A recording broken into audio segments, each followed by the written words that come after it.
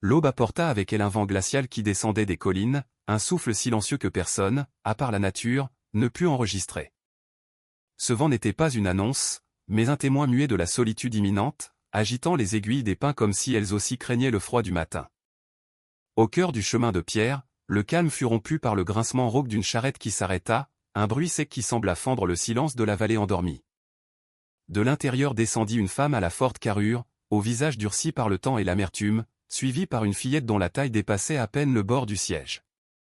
La femme, sans prononcer un mot, aspira profondément l'air dense et, avec un geste dénué de tendresse, laissa tomber un petit baluchon sur la terre humide.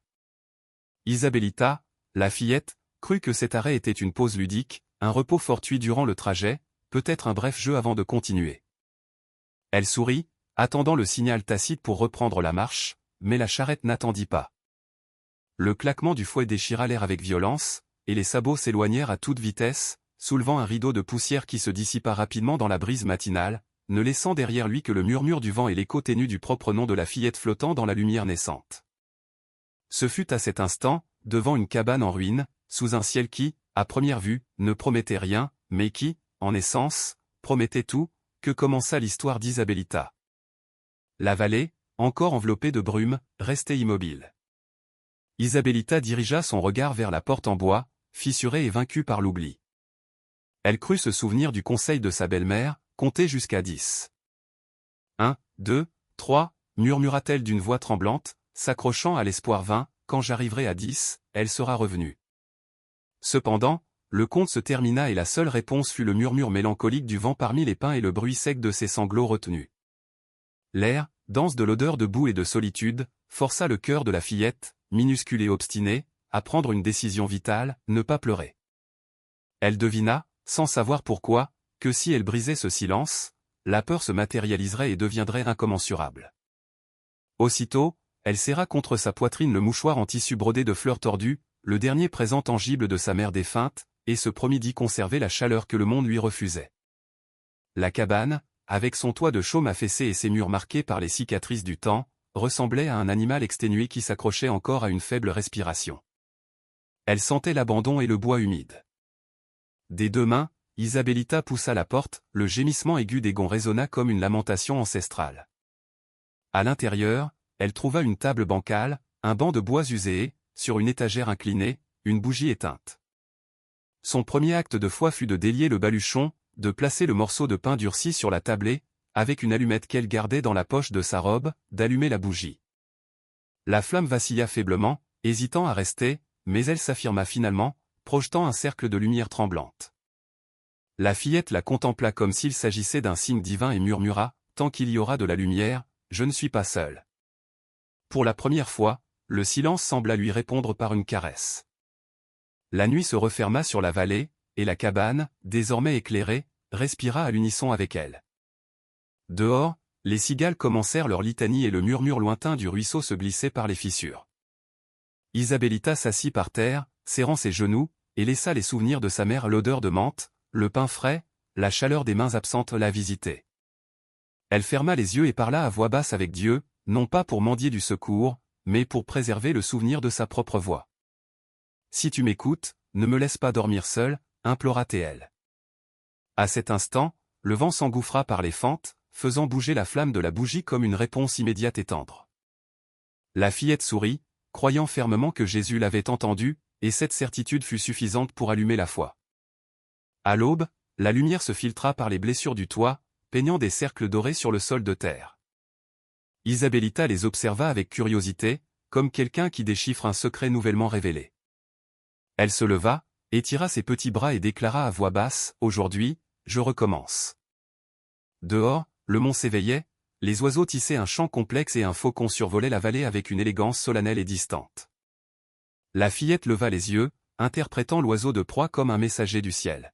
« Jésus veille sur moi de là-haut, » murmura-t-elle, serrant le mouchoir contre son cœur. Bien que la cabane persistât à sentir la solitude, quelque chose de profond, peut-être la foi ou l'espoir obstiné, commençait à exhaler un subtil parfum de vie. La première nuit fut longue, mince et tendue comme un fil qui refuse de se rompre, mais qui ne concède pas non plus de repos. Le silence avait un poids physique, et chaque craquement du toit était un rappel palpable que la solitude ne dormait pas. Assise par terre, Isabellita regardait la bougie vaciller avec un tremblement presque humain. Dans son esprit résonnaient les mots de sa mère comme un écho doux, quand l'obscurité t'empêche de voir, et confiance en la mémoire de la lumière. Alors, la fillette décida que si la maison était épuisée, elle serait ses mains. Si le vent faisait irruption sans permission, elle apprendrait à lui parler à voix basse, comme on parle à une créature effrayée. Elle commença par balayer le sol avec une brindille trouvée près du foyer. La poussière s'éleva en minuscules spirales, flottant comme une danse fugace. Elle pensa que c'était peut-être les souvenirs qui abandonnaient leur cachette. La fatigue la vainquit tard, lorsque la bougie s'était réduite à un point faible dans l'obscurité et que le mont entonnait sa litanie de grillons et de feuilles. Au réveil, l'air sentait l'humidité et la terre remuée. Le soleil se filtrait par les fissures du toit, projetant des cercles dorés sur le sol, que la fillette observait fascinée, ils ressemblaient à des yeux du ciel ouverts juste pour elle. Elle s'agenouilla et appuya ses mains sur ces rayons, sentant leur chaleur légère, c'était comme toucher une promesse. Dehors, la vallée respirait lentement, et un parfum de pin et de menthe se mêlait. Avec des pas hésitants, elle sortit dans la cour, leva les yeux vers le ciel, un bleu profond et infini, et là, elle le vit, très haut, tournoyant en cercle lent, le faucon. Son ombre traversa la terre comme une caresse éphémère. Isabellita leva la main et murmura, « Si tu m'écoutes, dis à Jésus que je suis toujours ici. » En le disant, quelque chose s'apaisa dans sa poitrine. Le jour s'avança lentement, comme si le temps apprenait aussi à s'arrêter. La fillette vérifia son inventaire diminué, le pain, la petite cuillère en bois, le mouchoir brodé. Cela suffisait pour commencer. Elle rompit le pain en miettes minuscules et les laissa sur une pierre, se souvenant de Doña Tomasa, partager le pain appelle la vie. Puis, avec la petite cuillère, elle commença à amasser de la terre près de la porte, formant un petit monticule. Elle sentait, sans le comprendre totalement, que la terre aussi avait besoin de compagnie. Le vent jouait avec ses cheveux, et elle rit doucement. Pendant un instant, la cabane cessa de ressembler à une punition, elle se sentait comme une promesse, un espace où quelque chose de nouveau pouvait germer. Elle nettoya la table bancale, replacea le banc et parla au mur le plus blessé, celui avec une longue fissure comme une cicatrice, « Ne t'inquiète pas, je vais te guérir. » Au crépuscule, elle alluma la bougie. Cette fois, sa main ne trembla pas. La flamme monta droite, haute, comme si elle reconnaissait le courage de celle qui l'avait invoquée. Elle la regarda jusqu'à ce que ses yeux brûlent.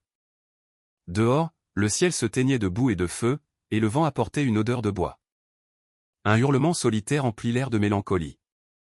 Isabellita respira profondément et dit, avec la naturalité de la foi, « Merci de rester avec moi, Jésus. » La bougie crépita, libérant une étincelle qui illumina le mouchoir brodé qu'elle avait laissé dans le coin. Elle le prit et le plaça à côté de la bougie, comme si elle érigeait un autel invisible. Cette nuit-là, avant de dormir, elle parla à la maison. Elle lui confia sa faim, la nostalgie du pain chaud et le bruit de la charrette qui la visitait encore en rêve. La cabane, dans son langage de bois et d'ombre, répondit par un doux craquement, presque un soupir. Isabellita sourit, « Toi aussi tu as peur, n'est-ce pas? Mais ne t'inquiète pas, je veillerai sur toi. » Elle se blottit dans son coin, le cœur apaisé, tandis que la bougie brûlait, vigilante. Dehors, le faucon traversait le ciel sous la lune, et à l'intérieur de la fillette, la foi, petite comme une graine sous la terre, s'était éveillée. 2 jours plus tard, le son constant et doux du ruisseau, une voix d'eau claire qui l'appelait, la guida jusqu'au cœur de la vallée. En écartant les branches d'un buisson, elle vit le mouvement, un jeune faucon, les plumes collées par du sang séché, son aile droite pendant de travers. Son regard, noir et humide, l'observa avec une douleur ancienne, la même qu'elle portait depuis le matin de l'abandon. Isabellita s'approcha sans peur, mue par une tendresse qui faisait trembler ses mains. « Je ne te ferai pas de mal, » murmura-t-elle. L'oiseau tenta de s'envoler inutilement. La fillette étendit le mouchoir brodé sur l'herbe. « Je t'appellerai ciel, car si tu regardes vers le haut, la douleur devient plus petite. » Avec une infinie prudence, elle l'enveloppa et le serra contre sa poitrine. Elle sentit le pouls rapide et chaud de l'oiseau comme une seconde vie battant à côté de la sienne. Elle retourna à la cabane en marchant lentement, lui parlant comme s'il comprenait chaque mot, « N'aie pas peur. Moi aussi, j'ai eu l'aile cassée. » En franchissant le seuil, le soleil se filtra en faisceau doré, illuminant la scène comme si une bénédiction silencieuse descendait. Elle plaça le faucon près du foyer et, avec la petite cuillère en bois, recueillit des gouttes d'eau. « Bois, car l'eau guérit ce que la peur n'atteint pas, dit-elle. Ciel but une gorgée, et ce geste suffit pour qu'Isabelita sourisse. Elle se souvint de Doña Tomasa, la guérisseuse, celui qui donne de l'eau à un être assoiffé ouvre une porte vers le ciel. Elle comprit que prendre soin était, en soi, une forme de prière. Elle nettoya la blessure, banda l'aile avec le ruban de sa robe et murmura « Si ça fait mal, c'est parce que la vie veut rester. » Isabelita chercha des herbes médicinales, les écrasa et les appliqua. Pendant qu'elle travaillait, elle fredonnait la mélodie que sa mère chantait en pétrissant le pain. Au crépuscule, elle offrit à l'oiseau des miettes de pain trempé, « Mange le premier, moi, j'ai déjà mangé de la foi, dit-elle en riant. Le son de son rire remplit la cabane, et pour la première fois, l'endroit sentait la vie. Cette nuit-là, observant le faucon dormir, Isabelita lui confia « Sais-tu, ciel ? Je crois que Jésus t'a amené jusqu'à moi pour me rappeler que je peux encore prendre soin de quelque chose. » Le vent, en déplaçant la flamme de la bougie, affirma le geste. Le cœur de la fillette, qui craignait de se briser quelques jours auparavant, battait à un rythme nouveau, comprenant que Dieu se manifeste souvent non par des mots, mais par des ailes blessées que l'on décide de guérir. Le lendemain matin se leva tiède. Ciel bougea son aile avec plus de calme. Isabelita sortit dans la cour, où l'air sentait la terre humide et les promesses. Le ruisseau chantait d'une voix d'eau claire. Agenouillée devant le sol desséché, elle se souvint de sa mère, « Si un jour tu te sens seule, plante quelque chose. » La terre répond toujours. Elle tenait dans ses mains les quelques graines qu'elle avait conservées, des miracles endormis. Avec la même petite cuillère qu'elle avait utilisée pour nourrir le faucon, elle ouvrit de petits trous près de la cabane. « Toi, tu vas grandir ici, et toi aussi, disait-elle en les recouvrant.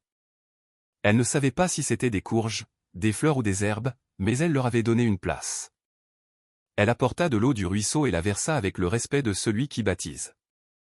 Puis elle s'assit, regarda le rectangle fraîchement arrosé et murmura « Ils ont maintenant une maison. » Le soleil traversa un nuage et la baigna de lumière, comme si le ciel bénissait les semis. Pour la première fois depuis l'abandon, Isabelita n'avait pas l'impression d'attendre quelqu'un, elle sentait que quelque chose l'attendait elle. Le travail devint une discipline sacrée. Elle rompit le pain en miettes, prit soin de Ciel, et, le soir, alluma la bougie. La flamme monta droite, haute, reconnaissant le courage de celle qui l'avait invoquée. Le mont changeait de couleur, et un chien solitaire hurlait mélancolie. Isabelita, sans réfléchir, remercia Jésus. La bougie crépita, illuminant le mouchoir brodé qu'elle avait placé sur la tablette comme un autel invisible. Cette nuit-là, la cabane répondit à ses peurs par un doux craquement, un soupir. « Ne t'inquiète pas, dit-elle, je veillerai sur toi. » Elle se blottit, le cœur tranquille. Le miracle du jardin ne tarda pas à se manifester. Un après-midi, en allant chercher de l'eau, Isabelita vit que le reflet du soleil sur le ruisseau formait une croix dorée qui clignotait doucement. Cette nuit-là, Ciel bougea son aile bandée. « Regarde, Ciel, tu guéris. » La fillette ne sut pas si elle devait rire ou pleurer. Elle appuya son front sur les plumes chaudes, « Merci, Jésus, non pas pour le miracle, mais pour me permettre de le voir. » L'air s'emplit d'une odeur de pain frais qui ne venait d'aucun endroit connu, un souvenir envoyé par le ciel. Le lendemain, l'épouse du jardin avait grandi plus que la normale, avec de petites fleurs blanches qui ressemblaient à des étoiles tombées. Isabelita sortit pieds nus. Voilà ce que ressent la foi, pensa-t-elle. Ciel la suivit de pas maladroits. Tu peux presque voler, dit-elle, et le faucon émit un son bas, profond, une prière inversée qui descendait jusqu'au cœur. Toi, tu pries avec ton vol, et moi avec mes mains. Quand la pluie arriva, elle sentit la paix. Dehors, les plantes se balançaient. La bougie resta ferme, et dans la flamme dansante, elle crut voir le visage serein de Jésus. Elle comprit que les miracles n'arrivent pas pour changer le monde, mais pour te rappeler que l'amour y respire encore. Le soleil tombait en biais quand Isabelita entendit le bruit de sabots fatigués. Elle se pencha avec Ciel posé sur son bras. Un homme mince, Massia, muletier de la vallée, arrêta son âne. « Et toi, que fais-tu toute seule si haut » demanda-t-il d'une voix grave mais aimable. « J'habite ici, répondit Isabelita, pointant la cabane. Massia se présenta, un homme de foi simple. Il lui raconta que le mont l'avait amené par un chemin inattendu.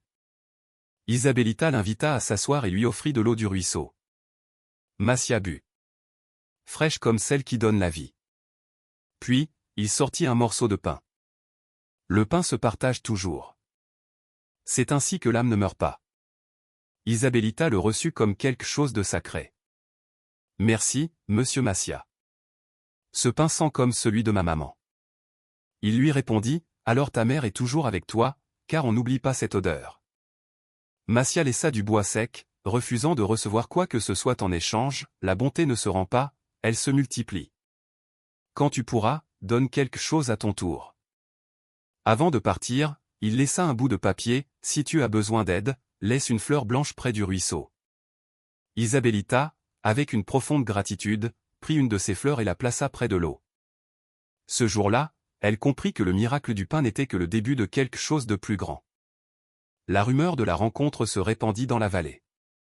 Bientôt, Doña Tomasa, la guérisseuse, et don Julian, le menuisier, montèrent. Ils apportaient du pain, des herbes et une bougie blanche.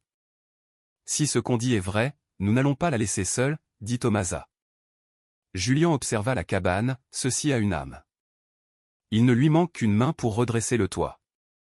Isabellita sourit à peine, j'en prends soin. Jésus vit ici avec moi. La pureté de la phrase les bouleversa.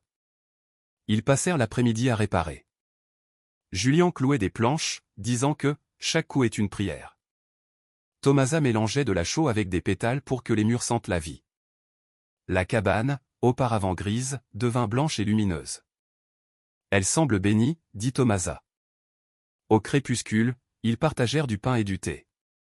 Julian promit de revenir avec de la peinture.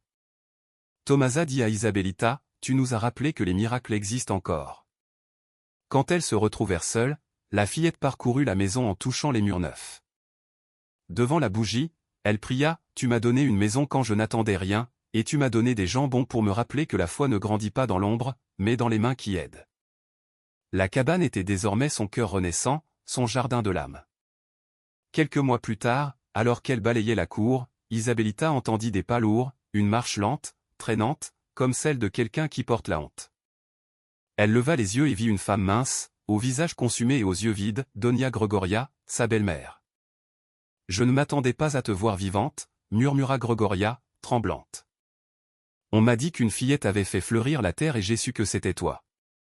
Je ne suis pas venu te demander quoi que ce soit, juste te regarder avant de mourir. » Isabellita ne sentit pas de colère. Elle prit la marmite d'eau du ruisseau et la lui offrit. « Tenez, buvez. Jésus dit qu'il faut donner à boire à celui qui a soif. » Gregoria but, incrédule. « Je ne suis pas fâché, dit Isabellita. » Gregoria tomba à genoux, « Je ne mérite pas ton pardon. Je t'ai laissé seule, j'ai été aveugle, la peur m'a rendu cruel. Ma mère m'a appris que le pardon n'est pas donné quand l'autre le demande, mais quand on comprend, répondit la fillette avec une tendresse qui ne semblait pas humaine. Que comprends-tu? Je comprends que Jésus m'a attendu aussi. Il a attendu que j'apprenne à ne pas haïr. Gregoria cacha son visage. Je ne peux pas supporter ma culpabilité. Isabellita lui toucha l'épaule, alors, laissez-la ici. La terre sait quoi faire de ce qui fait mal. Gregoria passa la nuit dans la cabane. Au réveil, elle vit le jardin plein de vie, le crucifix sur la tablette. Dieu m'a envoyé de bonnes mains, dit Isabellita. Gregoria partagea le pain et elles mangèrent ensemble. Peut-être qu'il a encore une place pour moi. Cet après-midi-là, le faucon descendit et se posa, déployant ses ailes. Son ombre couvrit les deux femmes. Il me l'a prêté pour me rappeler que les ailes cassées peuvent aussi voler à nouveau, expliqua Isabellita. Gregoria pleura, cette fois de soulagement. Cette nuit-là, elle écrivit avec un bâton sur la terre, « Pardon ». La belle-mère dormit tranquille, et la bougie continua de brûler, vigilante. Avec Gregoria dans la cabane, l'aube n'apportait plus la solitude, mais le son de deux respirations. Ensemble, elles arrosaient le jardin en silence. Les mains de Gregoria apprirent la douceur du service. « J'aime balayer », disait-elle à voix basse. La poussière s'en va et l'âme s'apaise. Isabellita lui expliquait, le pardon aussi se balait petit à petit. L'odeur de pain frais devint constante. On apprend le pain avec amour, comme tout ce qui donne la vie, enseigna la fillette. Les voisins, Massia et Tomasa, remarquèrent le changement. La maison semble différente, dit Tomasa. Ici, nous avons tous appris à parler doucement. La vallée commença à appeler cet endroit, la maison du pardon. La rumeur se répandit. Des marcheurs, avec des blessures aux pieds et à l'âme, commencèrent à arriver. Isabellita les recevait avec un sourire simple.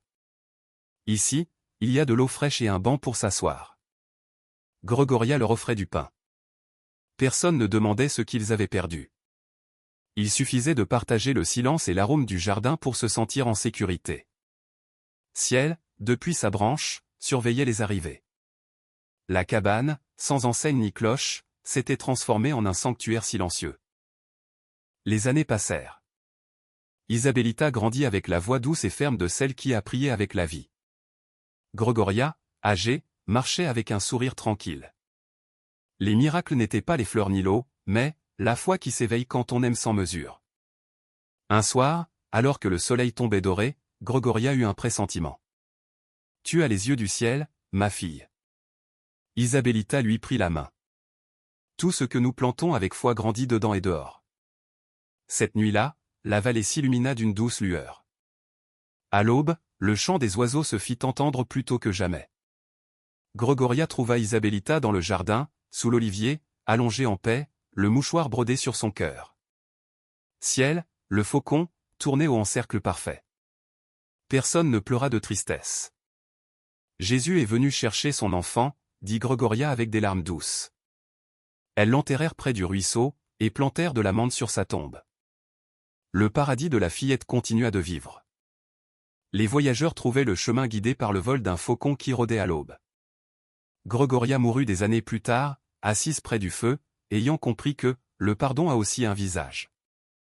Aujourd'hui, quand le vent effleure les feuilles de l'olivier devant la cabane blanche, on entend une mélodie légère qui sent la menthe et le pain. Les anciens assurent que c'est la voix d'Isabellita, la fillette du pardon, qui veille toujours sur le jardin où elle a semé sa foi un jour. Dans ce coin du monde, l'abandon est devenu foyer et la douleur, graine. La cabane, bien que vieille, résiste aux tempêtes, et la lumière intérieure ne s'éteint jamais. Les pèlerins ressentent une paix qui ne vient pas du corps, mais de l'âme. Là, où une fillette a appris à pardonner à sa belle-mère, le monde retrouve son innocence. Jésus n'a pas eu besoin d'apparaître avec des éclairs. Il a suffi d'une petite fille, d'un peu de foi et de la tendresse d'une main qui offre de l'eau. Le véritable miracle fut qu'un cœur blessé choisisse d'aimer à nouveau. Et tandis que le soleil tombe sur les montagnes, la vallée répète, la foi ne meurt pas dans l'abandon, elle renaît dans chaque âme qui décide de pardonner.